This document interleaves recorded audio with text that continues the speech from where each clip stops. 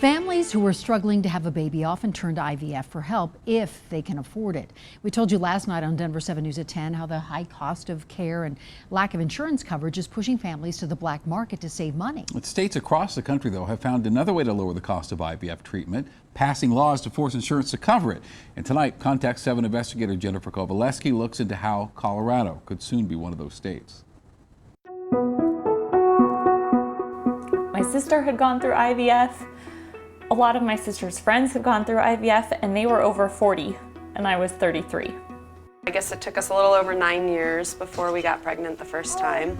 Suffering from infertility as a result of my combat-related service. It affects men and women equally. It affects 1 in 8.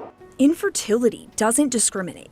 It can affect anyone at any time. But infertility treatment does. Shouldn't be just people that have money. All of it out of pocket, because most insurance plans don't cover infertility treatment.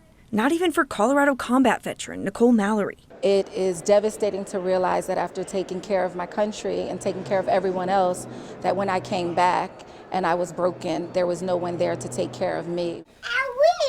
The lack of coverage leaves families determined to have their own babies with few options. Pay tens of thousands of dollars out of pocket or take out high interest loans. The interest rate was 8 or 9%, which families can't dig themselves out of. We had to apply for grants and refinance our home. Or worse, decide they can't afford to try. I just thought, it's unfair. It's an equity issue. State Representative Carrie Tipper understands how lonely a diagnosis can be. Anyone that wants to have a family and can't, I can tell you from personal experience, it is a devastating feeling. She wants to bring infertility out of the shadows and mandate insurance coverage. What this bill does is it says you have to treat infertility like the disease that it is. Her bill is called the Colorado Building Families Act.